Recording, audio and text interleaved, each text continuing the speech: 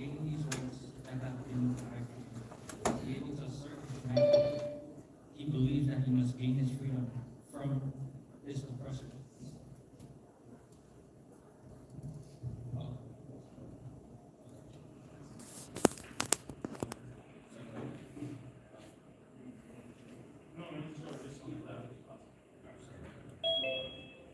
He believed that to gain his manhood, he must fight back against his oppressors with all his might.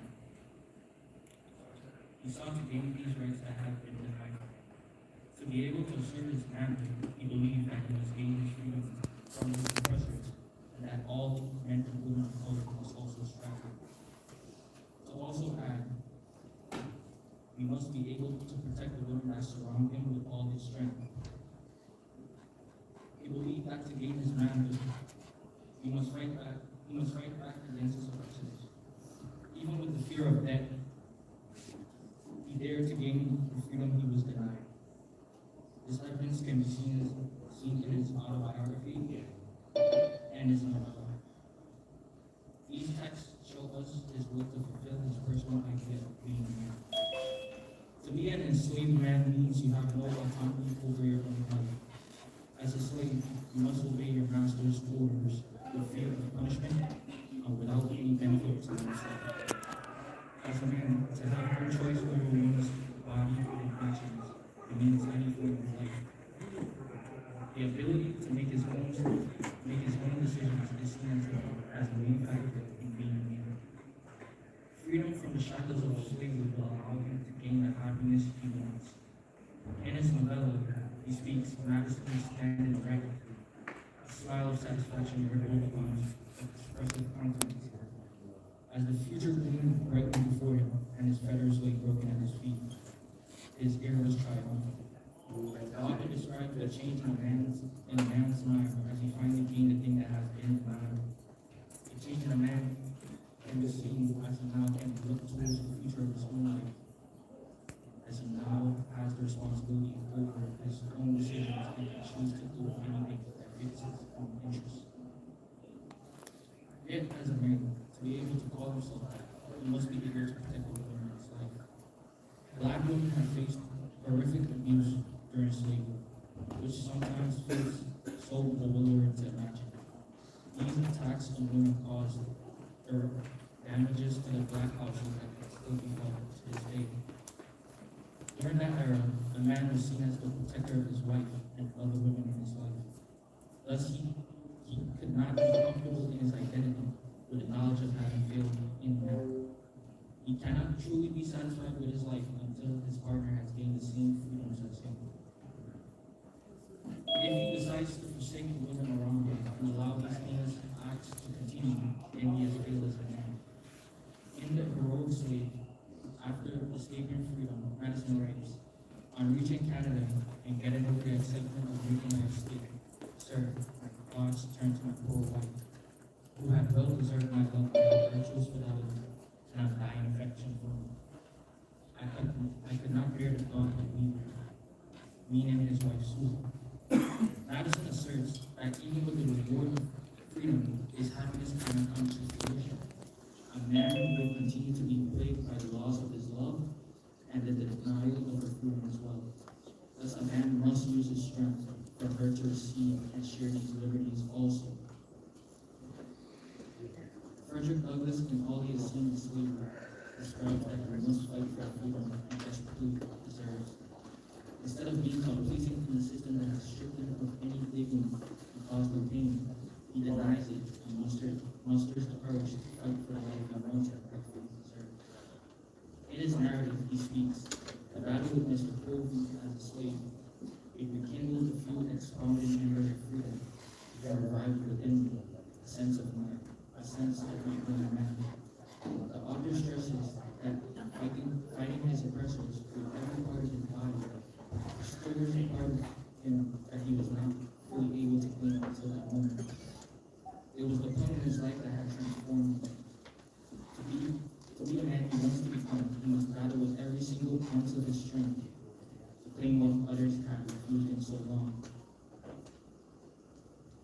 Douglass had many obstacles in his life, but he found a way to prevail. He had challenged the system that denied him the freedoms and liberties that was stated in our Constitution and right of all men. Even so, he continued to seek out and eventually gained every part he needed to attain his true potential.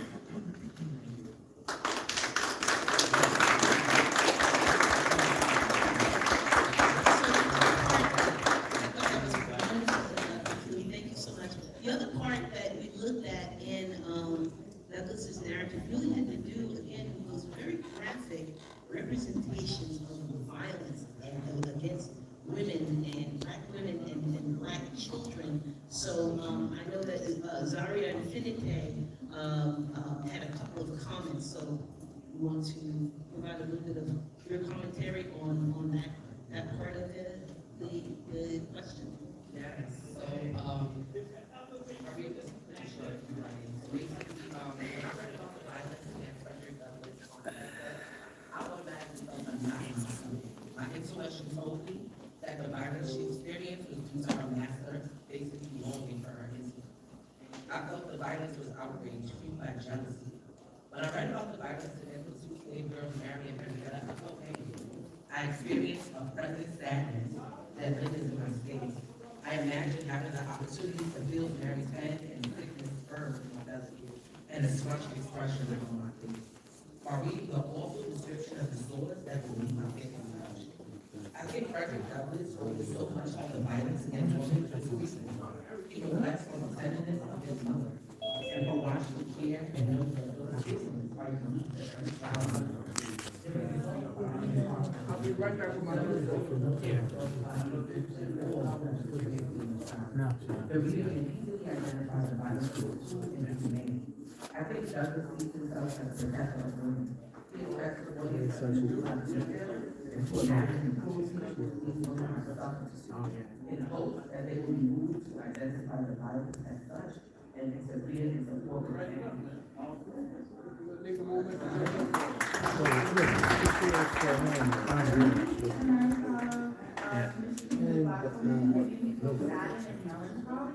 Oh, no. Passages has brought up a past history that I felt less than as a black woman in the and by cases, I wish I could say that all of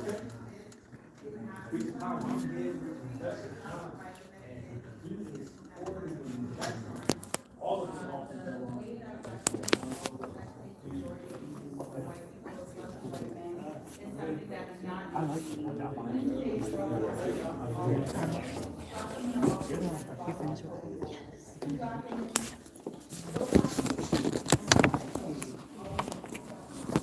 Thank you.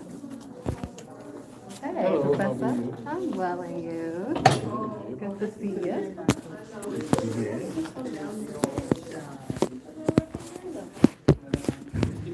Yeah. Okay.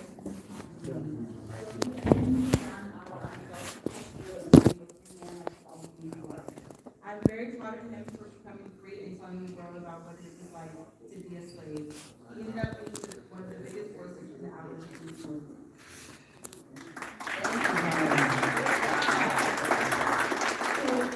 So we're gonna stay on Zaria for the next part of the presentation. And this is another work that I introduced to the students in our course is Harriet E. Wilson's autobiographical novel, Our Mid. And you know what that stands for, and this particular reason why she titled that. This novel was published in 1859. And we use this novel as a contrast to Douglas's life as an enslaved man in the South. That is, this novel is a mixed race, what's called in the novel mulatto. Oh, you got the card? Oh, perfect, I was gonna put you That on my is, phone. this novel is a mixed race mulatto child in the North. However, the laborer, she is obligated to protect versus that of the slave blacks. She is an indentured servant, okay?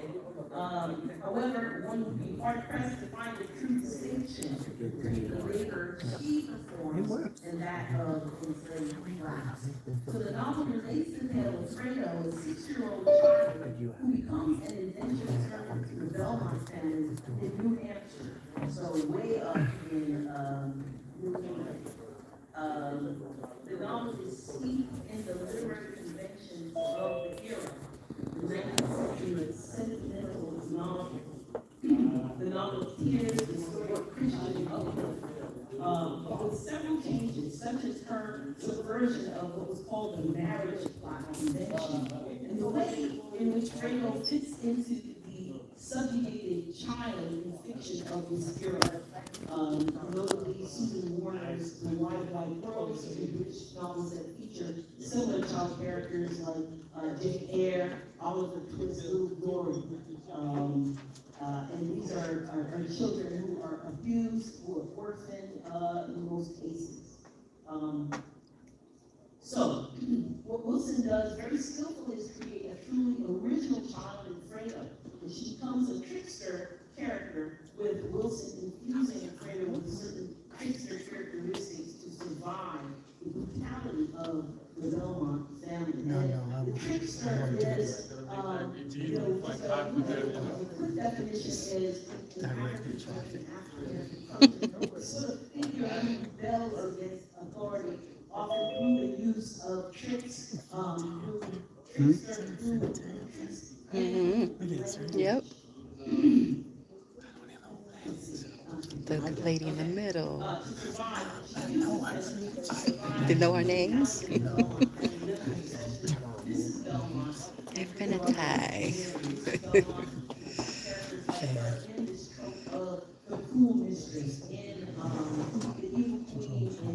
My BX homie. So it's a type. You see it also in Jane Eyre and other kinds of works, although this is autobiographical. Later, as Fredo becomes of age, Fredo, due to the lifelong beatings, she longs for independence. She married the wrong man as a child, and her husband abandons her, finally dying of yellow fever leaving her lungs. She becomes committed, as fragile as she is, in educating herself and learning a trade. And of course, Harriet Wilson publishes this very novel in an attempt to earn money to support herself and her child. So one of the questions we had here was to locate Wilson within the context of some of these other 19th century works, and to analyze why, given all the brutality graphically presented in the novel, why would we continue to read of her continued trauma? It is a very difficult read, this work. How could the final outcome not be horrific, given what we witnessed throughout the novel? So the answer lies in the sly and inventive way in which Wilson creates and constructs the character of Fredo. Her qualities as a classic protagonist, the sympathy she engenders, and the humor imbued in her as a trickster. And again, this idea of rebelling against the mores of a particular society through language and tricks. One example I always use is Bugs Bunny, the cartoon. Bugs Bunny is a classic sort of trickster character. Okay? In Fredo's case, we see her treated badly by the white children at school. We see what she does when Mary tries to drown her in the river. And another question, there are a number of incidents. Another question that we asked was whether we can also view Fredo's trickster abilities as her method of survival. I also asked the class if they knew any other people like Fredo. So Zari is going to respond, and then if the others have a response, they can do their responses. Hi. I would view Fredo's trickster abilities as a method of survival because it's the only recourse she has to offer. Using her ability to make the kids laugh and hope that they won't bully her was a good idea on her part and shows how intuitive Fredo is. I have known many kids who have acted this way to bypass bullying from other kids. I was one of those many kids who would act out in class and become a class clown to make people laugh and like me. As a method of survival for Fredo, Fredo shows her strength and resilience in the face of adversity. These kids like her would not have the strength to keep smiling on her face, to keep smiles on her face and make you laugh. She has been proven to be a very strong kid and has been able to show that to her girls and friends. Surviving is hard in a world where people look down on you and think less of you because of your skin color. So learning how to survive by any means necessary is critical when you're being torn down for again. I definitely agree that Fredo has the way she does, she wants to protect to like Fredo. Not only that, but also to protect her from harm from other kids and Mary. Surviving is different for everyone, but for Fredo, it's being a sister or pastime. It's time to protect yourself from the outside world.